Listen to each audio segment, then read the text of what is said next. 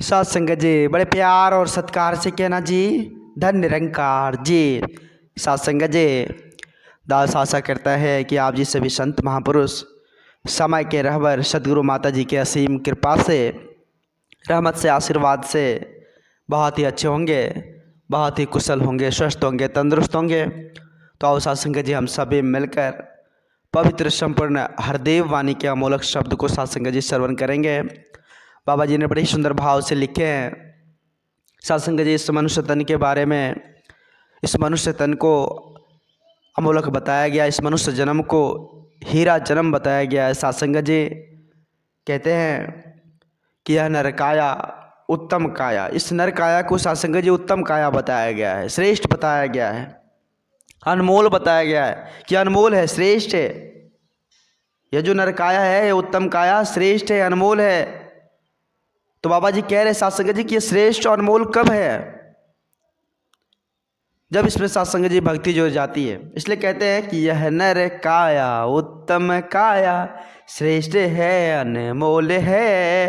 कहे हरदेव बिना भक्ति के कुछ ना इसका मोल है, कुछ ना इसका मोल है। सत्संग जी इसका मोल तब बढ़ जाएगा जब सत्संग जी हमारे जीवन में भक्ति आ जाएगी। जीवन का श्रृंगार तब होता है सत्संग जब हमारे जीवन में भक्ति आ जाती है सत्संग जी, फिर जाकर जीवन का श्रृंगार होता है। नहीं तो सत्संग जी फीका पड़ जाता है। जिस प्रकार नाना प्रकार का व्यंजन तैयार है, पूरी थाल सजी हुई है, देखने में इतना लग रहा है कि जी तो यही करता है तुरंत हम खा ले, इतना मनमोहक है। जब हम खाने के लिए बैठे तो सत्संग जी उस व्यंजन में नमक ही नहीं था। तो क्या हुआ सत्संग जी? वो सारा फीका हो गया, सारा फीका हो गया। बाबा जी कहे कि बिना नमक के जैसे होता व्यंजन फीका फीका है, अब इन भक्ति के ऐसे होता जीवन फीका फीका। जब तक जीवन में भक्ति नहीं है तो जीवन भी फीका फीका हो जाएगा, फिर जीवन का कोई महत्व ही नहीं रहेगा। सत्संग जी आओ सत्संग जी हम समझने की कोशिश करें। आज परमात्मा की असीम कृपा से हम सबों के पास हर चीज़ है। भगवान ने इतनी सुंदर सद्बुद्धि दे दी है, भगवान ने इतनी सुंदर समझ दे दी है, भगवान ने इतनी सुंदर सत्संग जी ये रचना दे दी है। आज ये प्रकृति को हमारी सेवा में लगा दिए हैं, चारों तरफ वो सेवा कर रहे हैं सत्संग जी। लेकिन हम इंसान क्या कर रहे हैं?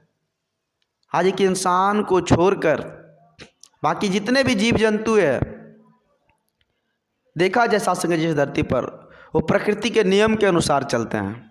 एक इंसान इतनी सोच समझ वाले, इतनी बुद्धिमान, लेकिन सत्संग जी वो प्रकृति के नियमानुसार नहीं चलते हैं। आज क्या हो रहा है? आज हम प्रकृति के साथ ही छेड़छाड़ कर रहे हैं सत्संग जी।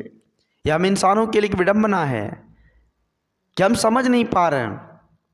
अरे भाई, यह मनुष्य जन्म अमोलक है, ये हीरा जन्म है। यह जन्म इसलिए मिला हुआ है कि हम एक दूसरे के साथ प्रेम, एकत्व, मिलवर्तन के साथ, सरल सहजता, नम्रता, एकत्व, मिलवर्तन के साथ जी सके। हर चीज़ को अच्छे ढंग से हम सजा सके, इसलिए यह सुंदर रचना हम सबों को मिला हुआ। लेकिन क्या कर रहे हैं? हम इंसानों को विचार करना होगा सत्संग जी इस बात पर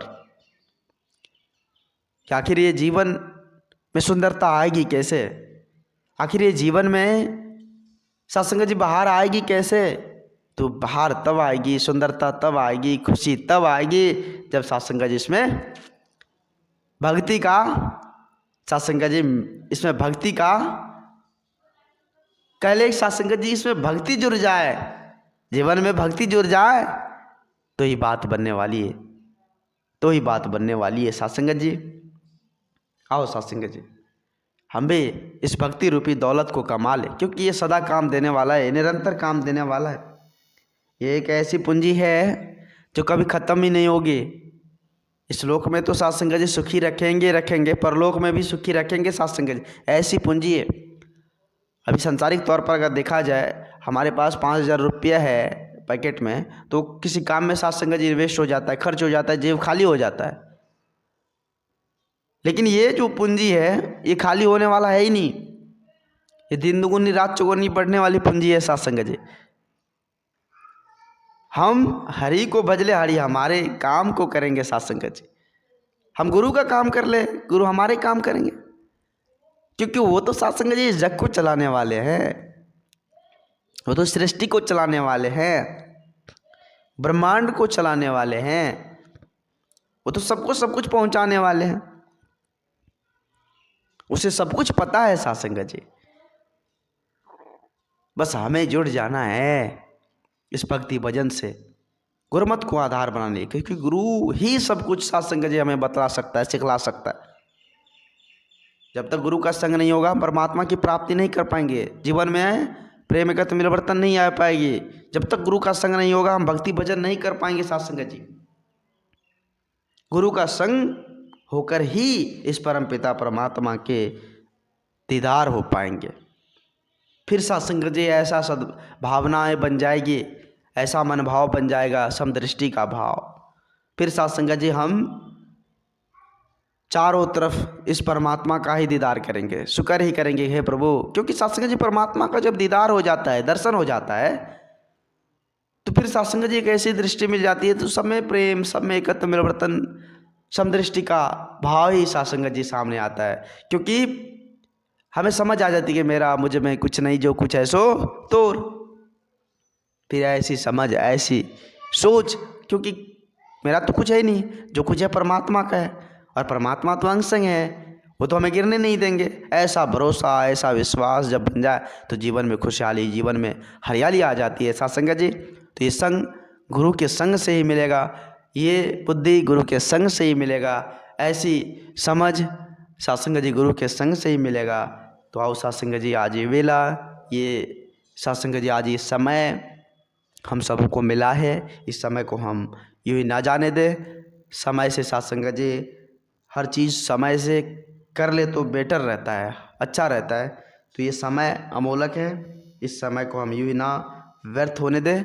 आज समय के रबर सदगुरु माता जी चारों तरफ ब्रह्म ज्ञान की ज्योत जगाकर हम इंसानों को जगाने की हर संभव प्रयास कर रहे हैं। तो हम सभी भी जागने की कोशिश करें और नतमस्तक होकर इस परम पिता परमात्मा का होकर अपने जीवन का भी हम कल्याण करें। दास अधिक शब्दों का सहारा नहीं लेगा, दास माफ़ी चाहेगा, दास को माफ़ करना, अपने श्री चरणों से जुड़े रखना और ऐसी सद्बुद्धि प्रदान करना जो सदा आप जी के श्री चरणों से जुड़कर यह जीवन बीतता चला जाए।